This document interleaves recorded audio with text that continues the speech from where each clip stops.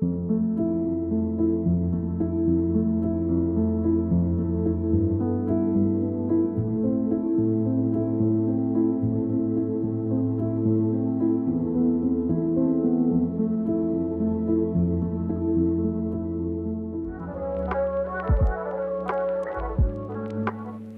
up, everybody? I know it's been a while, but this week I'm going to talk about color grading and how it improves the look and feel of your films.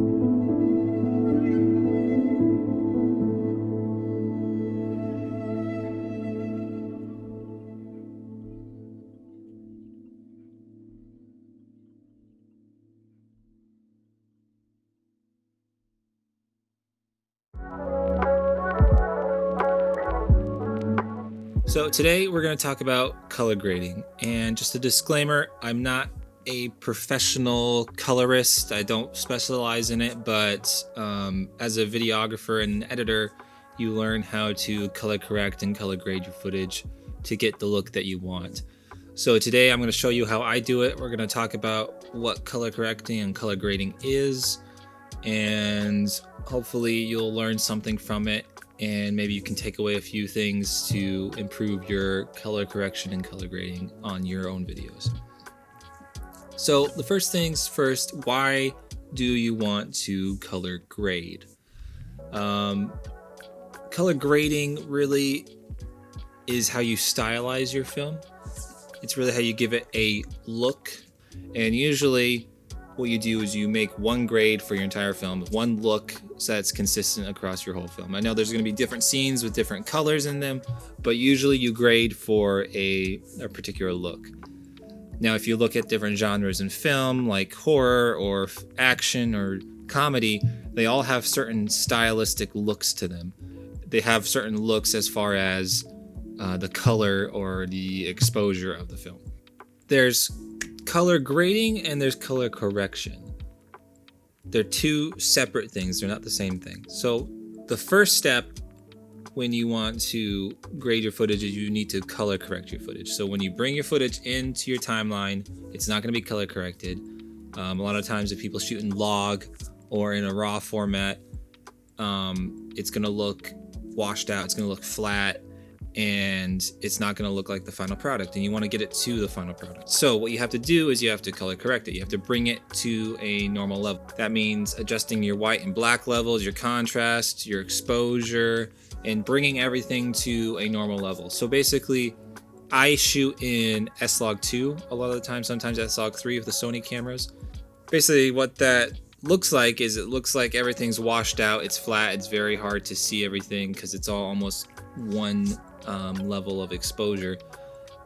But what you do is you put what's called a LUT onto that footage, and it brings it back to a normal level. It brings it to most of the times a Rec 709 color space, and everything looks normal. There's the saturation levels there, the white and black levels are correct, and if you exposed it correctly when you're filming it, everything should look normal. So that's kind of my workflow, and we'll talk a little bit about that later.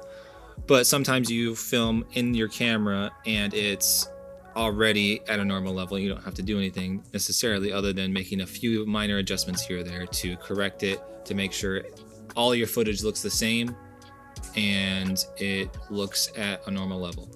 That's another really big important part. When you bring your footage in, you want to make sure every single clip is corrected the same way. And then after you correct your footage, you can go in and grade your footage. So grading is basically adding the style to your film. All right, so in this video, I really wanted to make sure that the colors of the leaves stick out because, you know, fall is all about the color of the leaves. It's all about the yellows, the reds, the oranges, the deep, rich color that you get from the leaves changing. So we're in Premiere right now. So this is one of the shots I really liked. The first thing that I do is I need to drop on an effect that we're going to use. It's the effect I use to color in Premiere. It's called Lumetri Color. Lumetri, however you want to say it, I don't know exactly. But this is your effect that you're going to use to do all of your color correction and color grading. So it has these different tabs. It has basic correction, creative, curves, color was a match. So a lot of the time I just stay in basic correction because it has everything you need. But sometimes if I need to go in further, maybe there's a shot that wasn't shot very well or exposed right, or the color's off, I can go into curves or the color wheels and adjust it to get it to an accurate color. But today we're just going to talk about the basics and my simple workflow. So I have this log footage, so I need to go find the LUT that I like. So a lot of times with log, sometimes a lot of people struggle with S-Log because they can't get the right look. I found that when you find a good LUT for S-Log, it makes your life a whole lot easier. So I found some good LUTs that I like to use. So first thing I do is I open up this Input LUT tab, go to Custom, and I go find my folder with all the LUTs, S-Log2, and then here's the 5 LUTs that I generally use. And this one is kind of the neutral LUT. Pop that on, and boom, it's like pretty much done. I mean, I really like the way that looks. I don't know if I need to do anything else. So you could just leave it like that if you like the way the LUT gets your footage, but we're gonna do a few adjustments. So it looks like that this is a little bit blown out. Not too much, but I kind of want the highlights to come down a little bit. I don't want it to be as bright. So you can bring the highlights down, maybe a little bit more contrast with bringing the shadows down. And let's boost up that saturation to get that color that we want. And honestly, that looks pretty good. It's very contrasty. It looks very colorful, and it looks accurate to what it does in real life. And that's really what I like to emulate in my footage is trying to get things to match real life the way I see it with my eyes.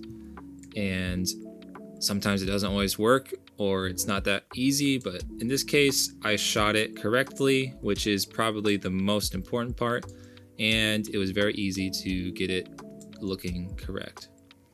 So let's go to a different clip. So this was shot by Sony. Let's see here. Let's look at this one. So this was actually shot. I already color corrected it and graded it, but if I turn off that layer, this was shot on a Canon C100 Mark II. So it's a little bit different because I didn't shoot it in S-Log. I shot it in C-Log. So with C-Log, I don't have a LUT for it. I kind of just grade it accordingly. And if you don't grade with LUTs, you kind of just going down the line of what's here in the basic correction.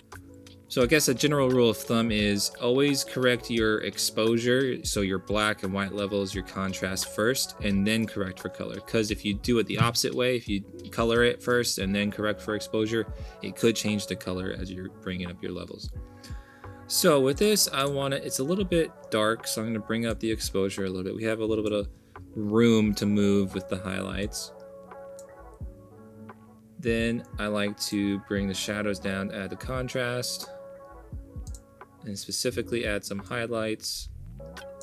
Honestly, that's looking pretty good, but we want the color to stand out, so let's add some saturation. And pretty much, I like the way that looks. I don't know about you, but that's pretty easy. And I think, like I said, the biggest part of all of this, I can't stress it enough, is actually exposing your footage correctly, having the right white balance. I don't shoot in RAW. I don't have a camera that shoots in RAW, so I can't go and change those things in post. So it's very important for me to expose my shots correctly and color and have the white balance correct when I'm filming, so that when I bring it into Premiere, it's really easy to get it the way I want it to look. Now, a lot of times I don't do it correctly. There's some shots or some lighting conditions where it's not going to be the best, and that's where you have to do more work to get it looking good. But here, I like the way this looks, and I hope you guys do too. So that's pretty much my workflow for how I color grade, and let me know what you guys think about color grading. If you have any tips for me, if you have any questions for me, I'm happy to answer those questions. If you want to see more videos like this one, make sure to like, comment, and subscribe to see more content. I try to post a video every week on Wednesdays. Haven't done that for the last week. It's been kind of busy, but I'm going to try and get back on track and post a video every week. So hope to see you guys next week, and make sure to like, comment, and subscribe.